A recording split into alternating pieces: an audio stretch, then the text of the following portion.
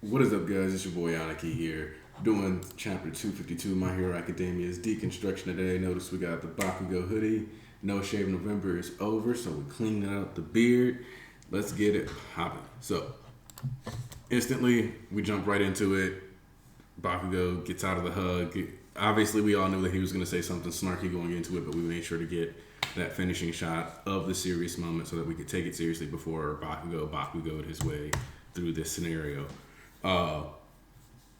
From the white line chump, which I like the fact that he didn't bother to remember the villain's name in still typical Bakugo fashion, to Shoto making it a point to encase him in ice. And it looks like Shoto might have actually taken some damage here because he's encasing his own shoulders in ice too. I don't know if people like to caught that, but I think that's an important detail because of the fact that that kind of shows that as people, were kind of reacting to the whole, oh, it might have been too soon thing, but we see here that if Shoto took recoil damage, then that's just like a further highlighting of while he can technically get the technique down, the overall state of his body still isn't necessarily ready for the full backlash. So we get Bakugo and Deku confirming that nobody's injured, Bakugo referring to them as extras again, telling Deku to shut up, and goes to point out to Endeavor that they've already passed the big assignment. And to Bakugo's amazement, Endeavor just goes, "Yeah, you did it, cool," because Endeavor is focused on way other things more important right now to him. And once again, we get to what I've been trying to tell people for the longest time: Endeavor explaining that forgiveness is not necessary. We've been talking about Natsuo. I had a big tweet that ended up like thread that kind of caught some traction talking about Natsuo and how he is 100% justified. And we immediately segue into Endeavor saying that part of the reason why he didn't save Natsuo, or he was freaking out, is because he didn't want Natsuo to feel like he couldn't stand up to him. And this is kind of an important thing to talk about because there's a certain level of, if there's already this perception of, well, Endeavor said sorry, so Natsuo should forgive him. But from a psychological perspective, if he ever gets saved directly by Endeavor, it becomes even harder for him to justify the trauma and the pain that is still rattling around inside him that he's clearly dealing with. And he even directly says, like, every time I look at you, immediately I have these flashbacks, which is directly PTSD. So just expecting him to roll over and not have that anymore isn't fair. But then to also be in a psychological position where objectively he now owes Endeavor his life is adding a guilt complex to a layer of trauma, and that you don't really need to have paired together. And he was literally thinking about his own son's psychological health going forward over his physical health, which means that he's to a point where he's actually that considerate of their feelings. But the important thing is that Endeavor directly states, "You don't have to forgive me," which is something that I think a lot of people like to talk about, how this is a redemption arc or a forgiveness arc or anything like that. And we actually get him directly saying it in the viz. He says, "I am not looking for forgiveness, just atonement." Thank you, Horikoshi and Caleb Cook, for once again explaining directly that this is not about, oh, Endeavor is going to be forgiven.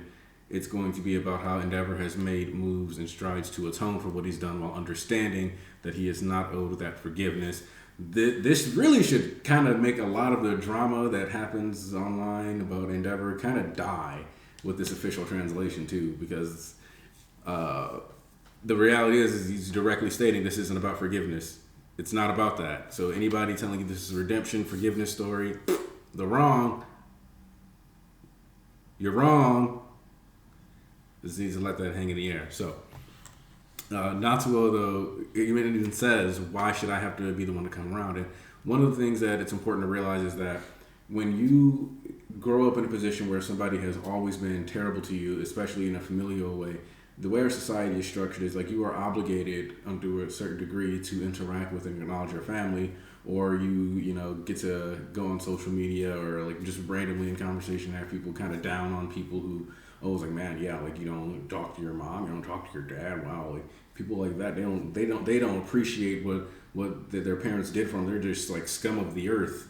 Yeah, family is everything. Like, I can't believe these people exist out here. There, don't you know? And so like you hear people kind of talk in all kinds of different ways. And so like for somebody like Natsuo who has grown up in this environment and his dad is currently the number one hero, he's from a societal perspective not allowed to feel like his dad isn't a good person. Even though by his dad's own admission he might as well have killed Toya, which lets us know for sure now that the Toya death is likely to be a training accident, and so that's what that's setting up. But so again, like I mentioned, more than likely injured in a training accident, might have had a doctor lie and say that he died.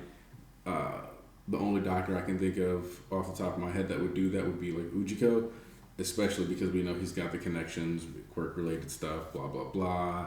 The guy has access to Tartarus, for example. So we know that he's a guy that has the trust of not only the government, but actually is trusted by Hero Society, essentially.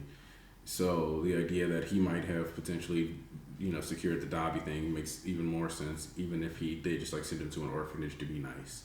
Which would be kind of a weird thing, but like Horikoshi also likes to give humanizing range to characters in the same way like Shigaraki's daddy complex never really went away. It's just that heroes were people who hurt their families to protect society. So since that was what he was taught to hate, he became a person who protect what he considers his family, and in the process destroy society. That kind of whole situation. And so, I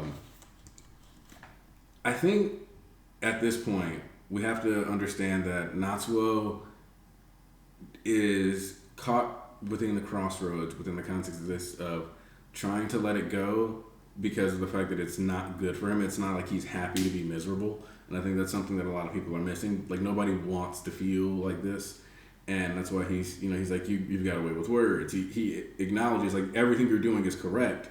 That's not the thing that like what hurts is that like there's no way to like just magically make this go away. I can't just feel better. And that's the big issue. And like Ending's entire psychological breakdown is on the idea that a lot of people, when they get stuck in a place mentally, they assume everyone else has to be stuck around them. And so Ending, who locked himself into this idea of having his death approach, make sure he controlled it, Endeavor's like the guy, the violent hero that'll put me and like burn me to a crisp, like all that other stuff. He was stuck in the same way that Stain was stuck, and a lot of people in the series mentally become stuck, and that's how they end up on these like paths. And Endeavor, by being a person who's been actually moving forward, and consistently trying and leveling up, when these people are forced to confront that fact that they are more stagnant than he is, then they have to change the way they perceive not only him but the world around them, because of the way he interacts with the world and like technically his significance to the context of their society and their lives. Not because this is his father and because he's a pro hero, but then for Ending because he's like the pro hero, the perception and the dynamic between his obsession with the idea of dying at Endeavor's hands because of who he thought Endeavor was versus who Endeavor actually is. So that's kind of what's unraveling there, and they're both essentially having the same mental collapse, but for very, very different reasons. When we transition towards the end of the chapter, it's important to note that you could argue that the dream was always foreshadowing for this, not only as a death flag, but in general. Endeavor says that he's going to be building a house. And now it's important because Fuyumi's character arc has, and in the volumes it always said that she felt bad she couldn't protect Shoto. Then you transition into what's going on now where she's hosting these family get-togethers, getting his friends involved, trying to do what she can to generate this familial atmosphere. And Endeavor finally directly states what I believe I've mentioned is that like each of them in the process of losing family has just simply decided to cling to a different trauma. Fuyumi being the one who's decided that she wants to have the thing that they were supposed to have but never could because of her dad, but that doesn't mean she can't have it now. And so Endeavor says, I realize you've been doing this and I've just been like sitting here by the wayside letting you put in all the work, and that doesn't have to be the case anymore. It's going to be easier going forward because people won't have to deal with what's effectively the elephant in the room, which is Endeavor. Now, this obviously sets up people. Todoroki estate is going up in flames. There's just no way I don't see Endeavor having to like fight for his life there. That being said, do I think it's just going to be Dobby pulls up and gets to kill Endeavor? No. Dobby's stats just aren't good enough for that, which I know relying on the data book is questionable, but then also we haven't seen Dobby really do that well against an extremely like high level hero that was fresh. So, and obviously we've seen him get one shot by Gran Torino, but Gran Torino moves faster than Endeavor does. Endeavor moves at Mach is hypersonic, so we know that getting kicked in the back of the head at hypersonic speeds, even if it is by a Yoda, a Japanese Yoda, you know, like it's still enough to get you unconscious. So I think this is another one of those ones that's not really long, and I don't think it's inherently controversial, but I do feel like it's a chapter that will create controversy off of the fact that people hate the idea. One, people who have decided to hate Endeavor are going to be committed to this idea that they have to completely hate everything he does, no matter what he tries to do, even if it's correct. And Horikoshi's a bad person because he's painting Endeavor as a person who is capable of realizing that when you make mistakes and you ruin people's lives and you give them life-lasting trauma and accidentally possibly lead to the death of one of their family members, and you, and generally to their mom being, put in an institution for over 10 years, that sometimes if a person that does all those things realizes that they cannot be forgiven, they should accept that and still do their best to be a good person and do what's right by those people, because that's clearly a toxic message to take away from a character story arc, and not at all something that I think a lot more people need to hear, because a lot of people think they're entitled to be forgiven just because they happen to say sorry. It's not like we talk about this all the time and people don't regularly think that just because a celebrity did something wrong, they should be forgiven later. But also some people don't get to feel like, that apology was kind of weak and therefore I don't actually trust it, so I'm not going to forgive X celebrity. It's not like this is a thing that happens in real life that we all understand each side of the fence of. Oh. Well, you guys have a wonderful day. This chapter, really quick, short, dirty, to the point, in my opinion. Endeavor is gonna step out of their lives and do what's best for them by not having a constant stimulus and reminder of what led to all their trauma around. Hopefully they can heal better. The reality is that living in a new house, a new environment, does actually help with rehabilitation for this kind of thing. And so not having to go, oh yeah, I once got punched into that dresser.